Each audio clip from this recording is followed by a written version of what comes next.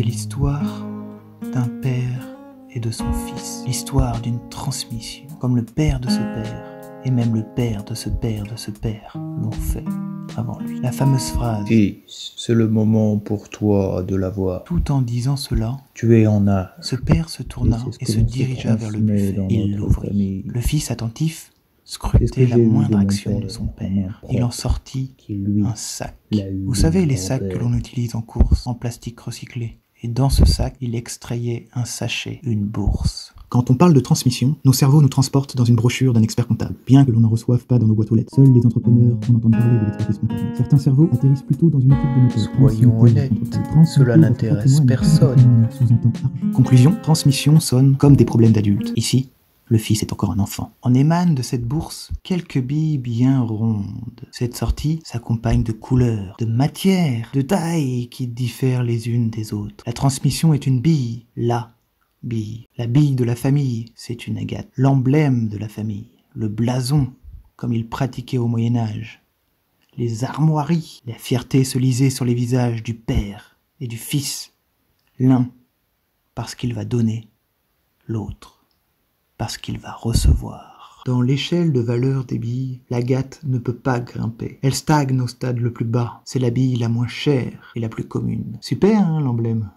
C'est chouette, les billes. Leur seule fonction est de nous permettre de jouer. Pour le fils, il est donc hors de question de laisser cette bille dans un tiroir. Il faut jouer. Le principal atout d'une agate, c'est son côté transparent. On peut observer l'intérieur. On peut la traverser par la force de notre regard. On se distingue ses couleurs, ses teintes. Certains amas de couleurs se détachent de la masse pour former des îlots indépendants. Le fils aimait coller son œil pour apercevoir l'intérieur. Il imaginait un monde, un univers. Chaque détail de cette agate sautait aux yeux concentrés. Une goutte d'une couleur, mal coulée par son créateur, suffisait à l'imagination pour partir, transporté aux confins de la galaxie, au milieu des étoiles inaccessibles aux autres hommes. Un vaisseau spatial? Non, cette histoire n'en comportait pas. Il respirait normalement, bien que la question de comment il respirait n'ait été démontrée. Les enfants se moquent de ce qui est normal ou pas. Leur peluche peut apparaître d'un coup dans l'espace, s'arrêtant net devant le héros, prêt à aider à capturer le monstre. L'histoire occulte complètement les explications. Elles ne sont pas importantes. Il faut jouer, il faut la jouer. La jouer pour pouvoir gagner d'autres billes. Ce sont les règles de fonctionnement. Les enfants jouent à la pyramide, une pyramide de 4 billes contre un lancer d'une bille. Le but étant au lanceur de dégommer la pyramide. S'il y parvient, il remporte l'ensemble. Venu avec une, il repartirait avec 5. Ça ne vaut pas? Si. Non? Le lancer s'effectue à une distance qui rend la tâche difficile. Donc oui, une bille contre 4, ça vaut. Le lanceur a plus de chances de perdre que de gagner. L'inverse pour celui qui a bâti la pyramide. Plus tard, le fils ayant grandi, en âge de lui-même transmettre cette bille familiale, ne soupçonna pas une seconde que celle-ci n'avait pas les mêmes plans. Alors que sa main se rendit dans la poche de son jean, il... Je vais y arriver. Oh, non, non, pas là, pas là, pas là. Là, non, là j'y suis. Non, non, pas là, non, non, non. Quelques rebonds. La bille était partie. La bille, sans le savoir, entame son périple. Un périple qui l'amènera dans des situations jamais expérimentées. Hein? C'est quoi ça? Hein? Au secours! La mer et son eau salée. Il faut s'accrocher, le rocher. Non, non, je tombe. Il n'y a pas de fond. À l'aide, personne ne m'entend. Le sol. Elle devra revêtir le courage pour affronter les créatures menaçantes de la mer. Quoi? Quelle créature? Il n'y a pas de créature. Prévenez-moi s'il y a un danger. Avalée, la bille se retrouvera assez vite sur un bateau, loin de sa famille dépourvue d'emblème, livrée à elle-même, livrée à l'inconnu. Seule la bravoure pourra lui permettre de surmonter cette épreuve. L'héroïsme.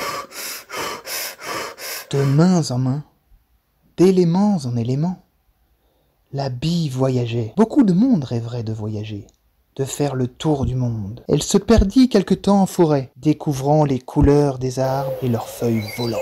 Vous volez? Attendez-moi, je vais essayer. Passez vite.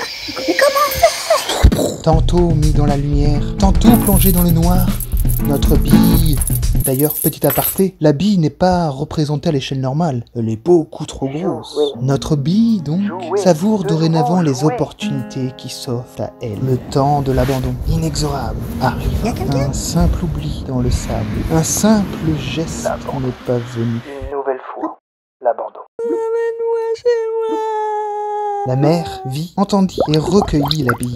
Elles se connaissaient, elles se sont apprivoisées. La bille, au contact de l'eau, dansa avec les courants. Le destin la fit échouer dans les rochers, à portée de main d'une charmante créature, à portée de pattes.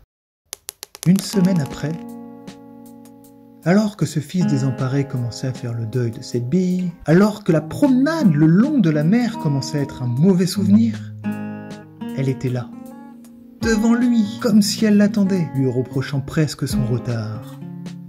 La filiation était assurée, l'emblème de la famille. Il se mit à penser à son futur fils, son petit-fils, leur joie qui illuminerait leur visage, comme le sien le fut quelques années plus tôt. Ses yeux ouverts à l'excitation de recevoir quelque chose, ses pupilles dilatées par l'envie de posséder de bons moments, de bons souvenirs. À moins que...